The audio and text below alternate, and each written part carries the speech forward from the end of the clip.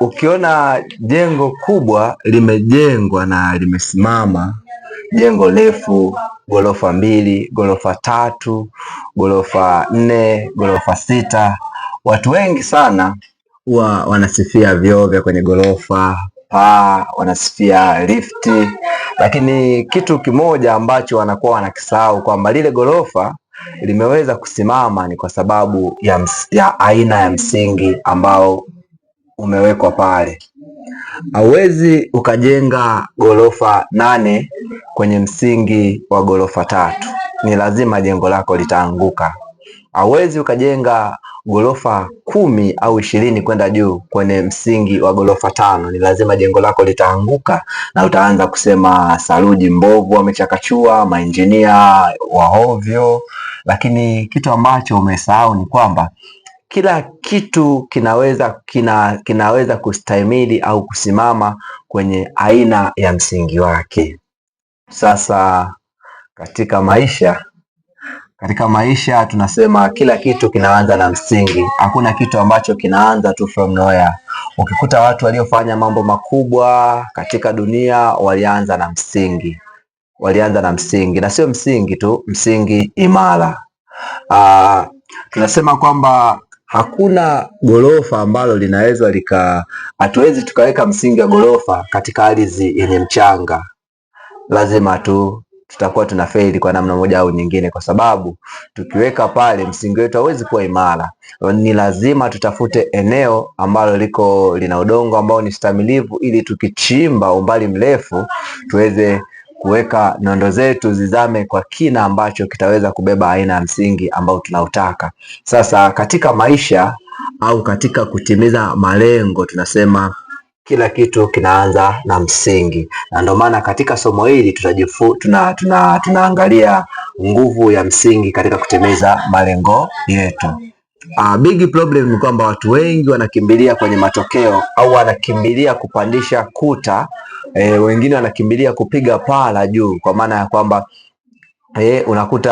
unakuta mtu anawaza kufanikiwa, anawaza kupata matokeo ya mafanikio, lakini anashindwa kujua au kuelewa aina ya mtu ambaye anatakiwa kufanikiwa ni mtu aina gani. Lazima kila kitu kianze na foundation. Tunasema ni kaburi peke yake tu ndio tunachimba kutoka chini juu kwenda chini, lakini kila kitu kinakuwa kutoka chini kwenda juu. Sasa ni lazima uelewe kwamba kuna nguvu, kuna umuhimu sana wa kufahamu umuhimu wa msingi ili kutimiza malengo yako. Sasa tutasema nguvu ya kwanza iliyopo katika msingi, tunasema ni nguvu ya utambulisho, identity purpose au power of identity, kwamba tunasema malengo yoyote yanaanza na utambulisho, kwamba hauwezi ukaanza kufanya lengo lolote kabla haujatambua ni nini ambacho unakitaka kwenye hayo malengo. Hauwezi tu ukasema nataka kununua gari.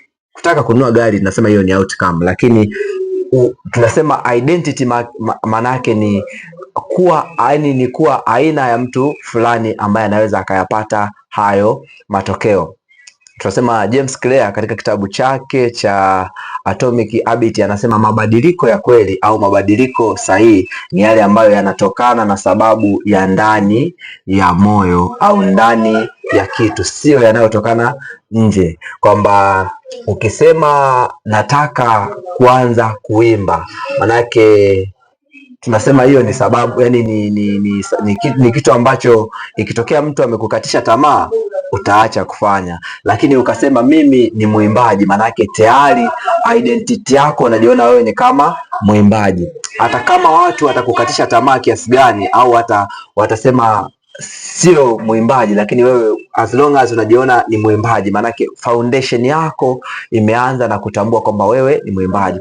Kwa kutambua identity yako kwamba okay, nina malengo, lakini katika haya malengo kwamba okay, nataka kufanikiwa, nataka kuwa na afya nzuri, nataka Nataka kufanikiwa kufikia kiwango fulani cha mafanikio, nataka kuwa na afya nzuri, nataka kuwa speaker, nataka kuwa mchezaji, nataka kuwa mwimbaji. Sasa identity tunasema badala ya kufokasi kwenye kuwa mwimbaji, unaanza kufocus kwenye kitu tunasema ni aina gani ya mtu ambaye anafaa kuwa mwimbaji.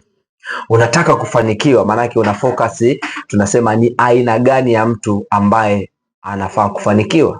Unataka kuwa na afya njema, maanake unaanza kufocus ni aina gani ya mtu ana afya njema. Kwa hiyo tunasema kwa kufanya hivyo, maanake inakusaidia inakuwa inakusaidia kuto kukata tamaa. Failure to understand your identity, maanake watu ukishindwa kuelewa utambulisho katika malengo ambayo unayataka, maanake watu watakupa utambulisho ambao wewe sio utambulisho wako. Kwa hiyo ili ujenge msingi wa malengo yote lazima yaanze na utambulisho. Malengo yanaanza na utambulisho kwamba why am I supposed to do this, kwamba ni kitu gani kinanipushi kufanya jambo fulani. Kwa maana kwamba nataka kufanya jambo fulani kwa sababu nataka kuwa mtu fulani. Kwa kufanya hivyo, kwa kufocus kwenye aina ya mtu unayetaka kuwa, itakusaidia hata pale ambapo zoloba zinaibuka hauwezi kuishia njiani. Lakini jambo la pili tunasema ni discipline. Tunasema ni discipline, kwamba msingi, tunasema mafanikio yoyote yanajengwa kwenye msingi wa nidhamu. Tunasema mafanikio yote yanajengwa kwenye msingi wa nidhamu. Baada ya kutambua kwamba ni aina gani ya mtu unataka kuwa, baada ya kutambua ni aina gani ya mtu unataka kuwa au aina gani ya mtu ambaye anafaa kufanikiwa, manake utaanza kujenga nidhamu. Manake ni nini? Kwamba utakuwa unafanya aidha unataka au hautaki, lakini kwa sababu unataka kuwa mtu fulani, kwa sababu unajiona ndani yako wewe ni aina ya mtu fulani, manake utatamani kufanya vitu ambavyo vitakuwezesha kuwa aina ya huyo mtu. Tunasema utafiti uliofanywa na chuo cha Duke unaonyesha kwamba inachukua zaidi ya siku 66 kwa mtu kutengeneza tabia mpya. Manake kujenga utambulisho mpya itakugharimu siku 66 mpaka 90 tunasema. Manake ni kama miezi mitatu hapo. Si rahisi, haitokei tu kwamba eti mtu amefanikiwa. Mtu utaanza kufanikiwa pale ambapo utaanza kujiona ni mtu uliyefanikiwa. Lakini ukisema nataka kufanikiwa, ikitokea umekutana na failure, umekutana na breakdown, utakata tamaa. Tunasema watu ambao wametambua utambulisho wao ni watu ambao wanaweza kutengeneza nidhamu katika kuelekea kutimiza hayo malengo yao. Manake tunasema kuna mtaalamu alishawahi kusema kwamba life can knock you down, but it's your decision either to remain on the ground or to stay and to fight back until you make things right. Kwamba maisha yanaweza kukufanya uanguke chini, lakini kuchagua kusimama juu na kupambana mpaka vitu vikae sawa ni jukumu lako. Manake hiyo ni nidhamu, tunasema ni automatic self discipline. Kwa nini? Kwa sababu umeshatambua msingi wa kile unachotaka, kwamba nataka kuwa aina ya mtu fulani. Kwa hiyo aina ya mtu fulani afanye vitu, afanye 1, 2, 3, 4, 5, 6.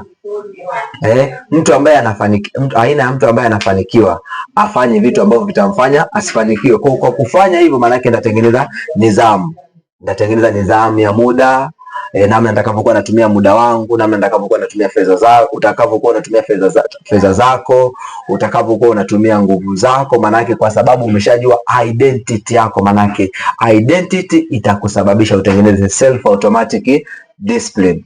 Lakini jambo la tatu tunasema ni nguvu ya ustamilivu. Tunasema nguvu ya ustamilivu, kama nilipokuambia mwanzo, hauwezi ukajenga gorofa 10 au 20 kwenda juu kwenye msingi wa gorofa unaoweza kubeba gorofa 2. Ni lazima tu jengo litashindwa, ni lazima msingi utashindwa kustahimili na jengo litaanguka.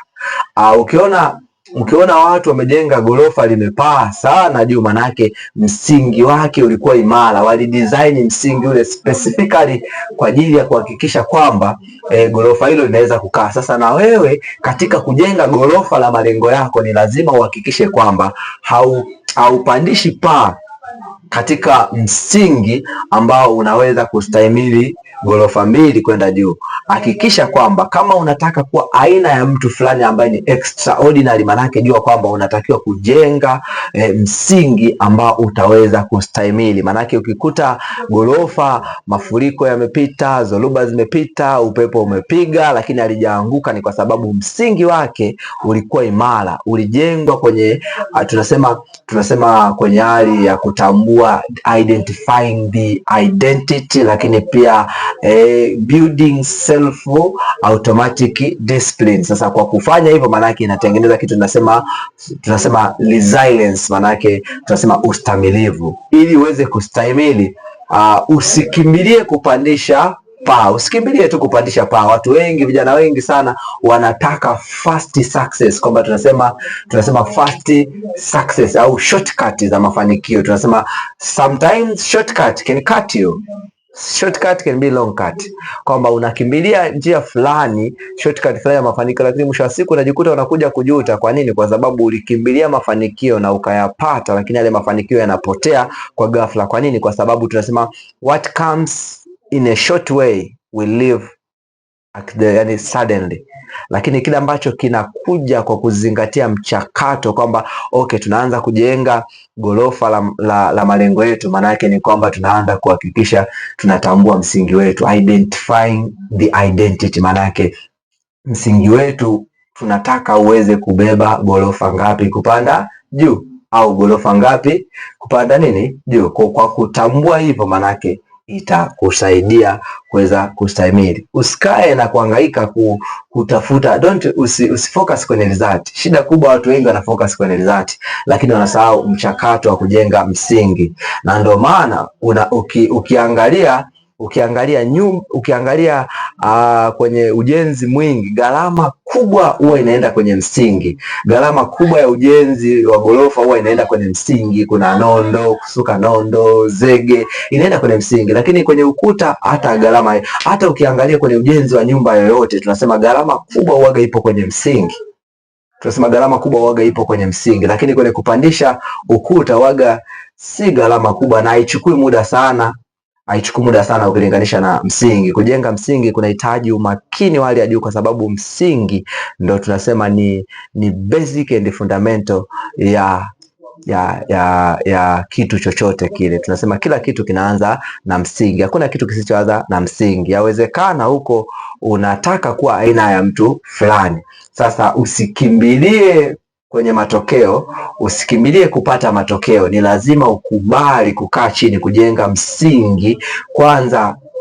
Ukubali kukaa chini na kuanza kutafuta ni kitu gani kinachokusukuma kufanya jambo fulani. Ukishatambua kitu ambacho kinakusukuma kufanya jambo fulani, manake utatengeneza nidhamu ya kulipata hilo jambo. Ukishatengeneza nidhamu ya kulipata hilo jambo, manake nguvu ya ustamilivu itajengeka ndani yako. Sasa unaweza ukajiuliza leo, ni aina gani ya mtu ambaye unataka kuwa, na pengine umekuwa ukikurupukia kupandisha paa na umekuwa ukikimbia hatua ya kuhakikisha kwamba unaimarisha kwanza msingi wako. Sasa ili tuendelee kujifunza kwa zaidi na kwa ukaribu, kama umejifunza kitu kwenye video hii, unaweza ukashusha comment, ukasubscribe, ukalike, lakini pia ili uendelee kupata video zetu zingine.